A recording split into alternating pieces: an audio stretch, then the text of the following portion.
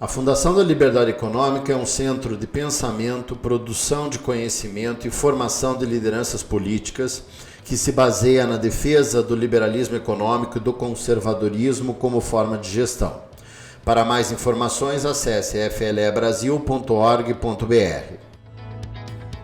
Olá a todos, eu sou Eduardo Fayet, da Fundação da Liberdade Econômica, e este é mais um episódio do Liberdade em Foco, o podcast da Fundação da Liberdade Econômica. Sejam todos bem-vindos. No nosso podcast falaremos sobre as perspectivas políticas do governo Lula. E para falar sobre o assunto, convidamos Paulo Castelo Branco, um dos entrevistados da Fundação da Liberdade Econômica. Paulo Castelo Branco é o atual presidente do Instituto Histórico e Geográfico do Distrito Federal, presidente do Conselho de Ética da ABRIG, advogado, profissional de relações institucionais e governamentais. Pós-graduado em processo legislativo, especializado em processo tributário e em mediação e conciliação. Foi membro do Conselho de Contribuintes do Ministério da Fazenda, conselheiro seccional e ao presidente do Tribunal de Ética da OAB-DF e conselheiro federal e secretário de Segurança do Distrito Federal. Paulo Castelo Branco, é uma satisfação recebê-lo aqui no podcast da Fundação da Liberdade Econômica. Seja bem-vindo. Muito obrigado, Fayet. Obrigado à Fundação de Liberdade Econômica e estou à disposição para a gente tratar dessa espinhosa missão. Muito bem. Falar de política sempre é um pouco espinhoso, né? E dentro desse nosso assunto, considerando a vitória e com margem estreita, né, quais a gente viu no resultado das eleições, quais são os principais desafios do governo Lula, né, depois desses quase 50 dias, aproximadamente 50 dias de efetiva posse e execução do seu governo? Bem, o que se espera, pelo menos o que eu espero do governo Lula, é que ele consiga reconciliar a sociedade brasileira. Esse é um ponto fundamental que, me parece, o presidente ainda não compreendeu que deva ser assim. Ainda está com o ranço da disputa política e com a mágoa do que ele passou, que realmente é uma experiência terrível, mas que foi uma decisão, foram procedimentos judiciais com soluções judiciais à época. O governo está começando com uma dificuldade muito grande com esses episódios do dia 8 de janeiro. E com a repercussão desses fatos, deixando a sociedade muito assustada com a violência dos vândalos e com o espaço aberto para que isso pudesse acontecer. É um ato terrível na história do Brasil, mas é um ato que vem junto com o descontrole do eleitor. Com isso, pessoas, vândalos mesmo, aproveitam da ingenuidade da maioria das pessoas que estavam aqui pedindo a volta da democracia. E a democracia se fez com a eleição. Quem ganhou assumiu, e assim nós devemos levar avante as necessidades que o Brasil há de enfrentar. No início do governo já começa com esse dramático episódio no litoral de São Paulo e também nas terras indígenas, que ainda não encontramos uma solução adequada que possa proteger os povos originários, mas que possam também dar oportunidade de trabalho para outras pessoas. Não sei como é que o presidente vai conseguir resolver essa questão. Por enquanto, é isso. Se ele está buscando a paz entre a Rússia e a Ucrânia, Acho que ele deveria se dedicar mais à paz no Brasil. A liberdade econômica está sendo prejudicada, há um embate entre o governo e órgãos da economia, como o Banco Central, e eu acredito que o presidente é hábil, é experiente, sofrido, e espero que ele não sofra mais. Isso é importante, né, essa perspectiva.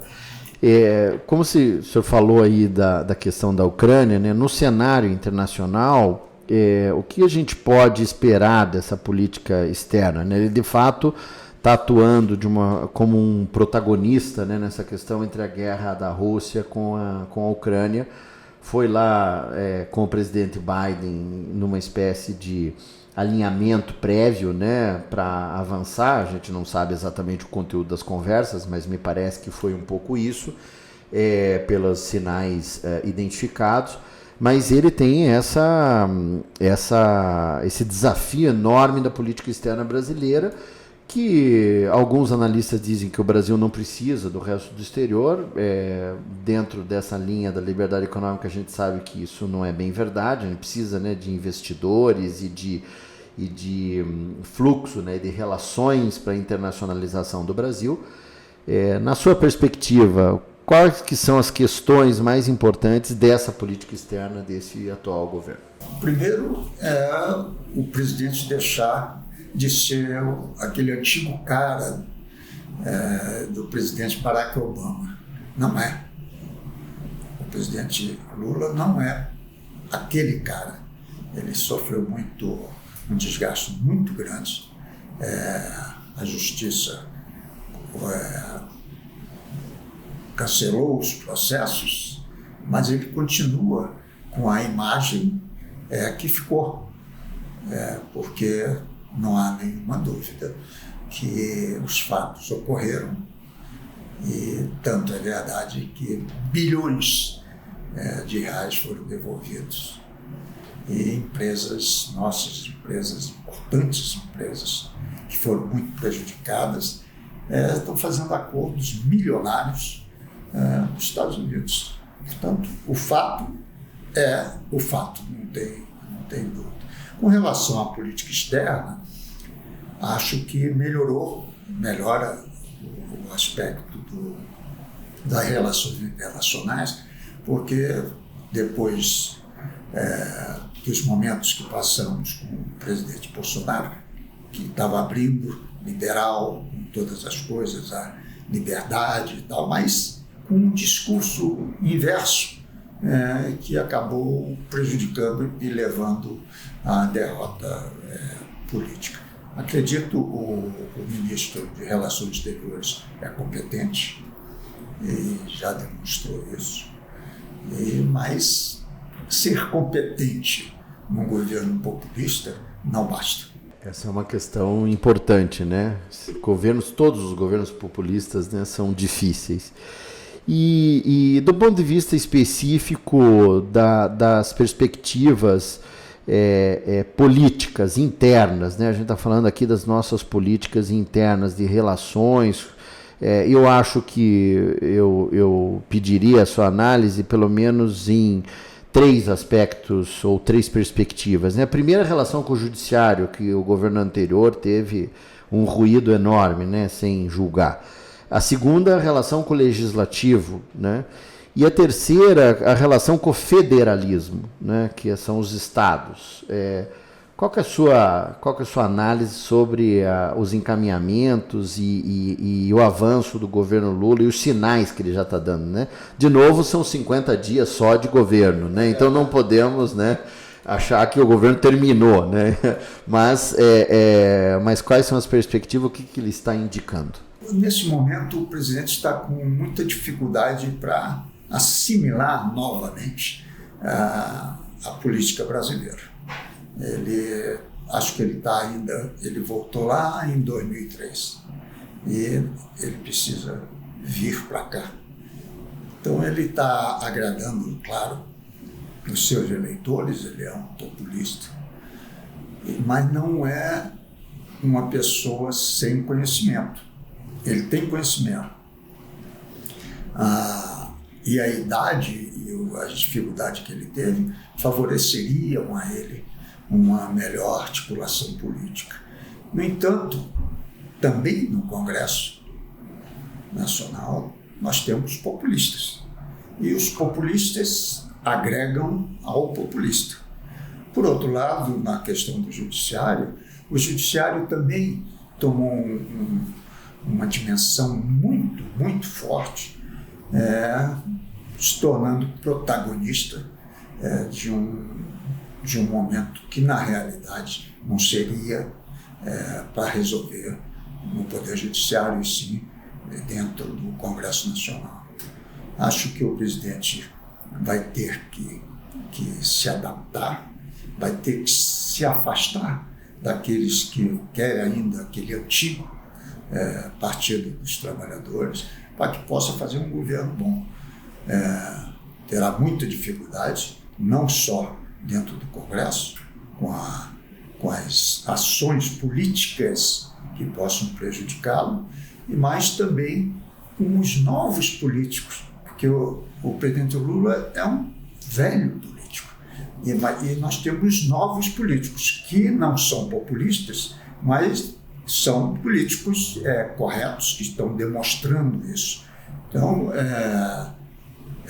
eu olho no futuro governadores como o governador de São Paulo, Tarcísio, que é um liberal, que acredito vai abrir a economia de São Paulo e vai trazer investimento para São Paulo, porque São Paulo será o ponto importante do desenvolvimento nacional. Por outro lado, nós temos um grande estado do Brasil, o governo de Minas Gerais está também se saindo muito bem. E aí nós temos lá no Rio Grande do Sul a volta do governador Eduardo Leite, que também tem esse pensamento liberal, democrático e com visão social. Tem que ter visão social. Ninguém, como imagina o presidente Lula, vai acabar com um país tão discrepante entre os estados, vai acabar com a fome, com a habitação, com o trabalho. Hoje, cada dia, você quase não vê emprego. Tem um oferecimento de trabalho, mas as taxas são muito altas. Então, chega um novo governo e já tira a questão do ICMS, que é uma coisa que está enraizada na população. Ela não vai ficar satisfeita de ter que pagar 70 centavos a mais na gasolina. Então, ele para de andar de carro, vai para o transporte público, no transporte público ele vai reclamar, e ali é que aparece a oposição silenciosa, que muito prejudica os governos. Claro, é exatamente essa perspectiva. E como você acha, Paulo, que o presidente pode reconquistar a credibilidade, a previsibilidade, a estabilidade do país, considerando que, pelo menos os números, né, mostram que o governo anterior perdeu essa conexão internacional forte, né, que o Brasil tinha. O Brasil, de fato, sempre teve um protagonismo muito importante em todos os governos passados, alguns melhores, outros piores, alguns com alguns vieses ou com outros, mas essa desconexão a gente nunca havia perdido. Foi uma das poucas experiências que nós tivemos na vida da nação brasileira. Como que você acha que o presidente pode reconquistar essa credibilidade e previsibilidade lá fora, né? E do país, claro? Essa questão de conseguir reconquistar a credibilidade, no caso do presidente Lula, é uma questão muito difícil de se resolver.